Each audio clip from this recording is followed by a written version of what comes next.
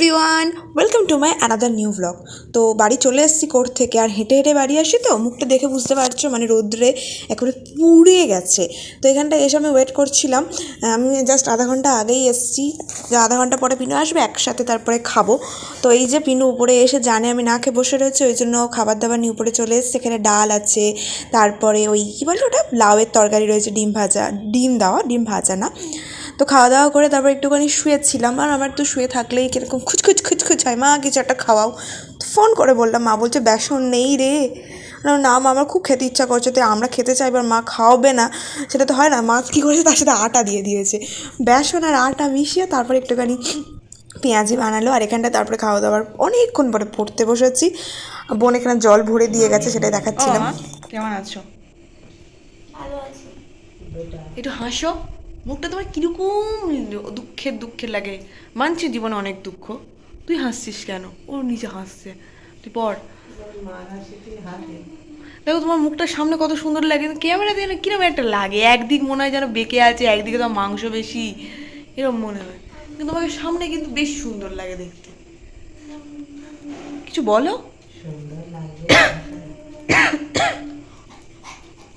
তোমার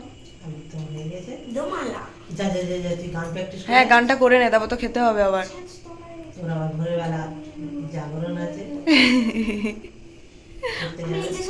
আজ আমার কাছে থাকবি না? আজ আমাকে রাত ছেড়ে চলে যাবি?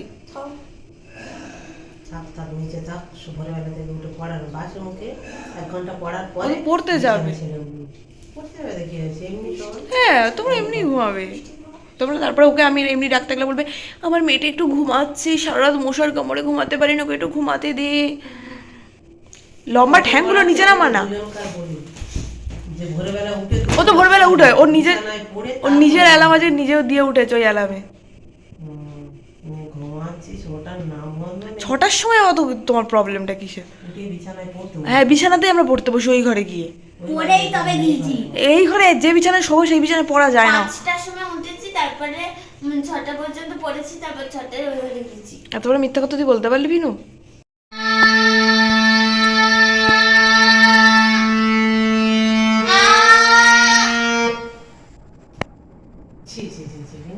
সরস্বতী আরাধনা করতে গিয়ে দিয়ে করে করে বন্ধ করে দেবে মাঝখানে।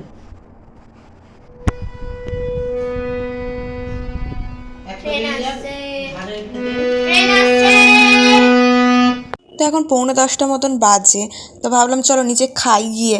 আর এখানটায় মা তো খাবার দাবার এনে, বাবা কী করেছো তুমি, বাবাকে জিজ্ঞেস করছে। বাবা গামছা পেতে বসে রয়েছে, কারণ আজকে রুটি হয়েছে, বাবা আর নিচে নেমে খাবে না। এবার আমার বোন কী করেছে, গামছাটা জাস্ট টেনে বাইরে ফেলে দিয়ে এসছে।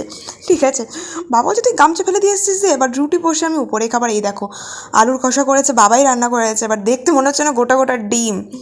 আর আগের একটা শর্টসে তোমাদের সাথে আমি শেয়ার করেছিলাম যে আমাদের এখানে বাড়ির এখানে সাপ পাওয়া গেছে, মাছটাকে মেরেছে, খুবই বিষাক্ত সাপ।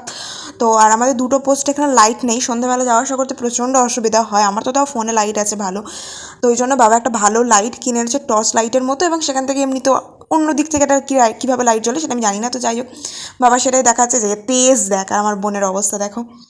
তো যাই হোক, আজকে ব্লগটা আমি এখানেই শেষ করছি।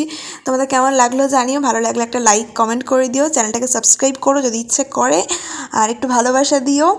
আর আমাদের খাওয়া দাওয়া এখানে কমপ্লিট, নাহলে লাইটটা জ্বাললো কী করে। আর পিনুর অবস্থা দেখো, শুরু হয়ে গেছে ওর অ্যাক্টিং।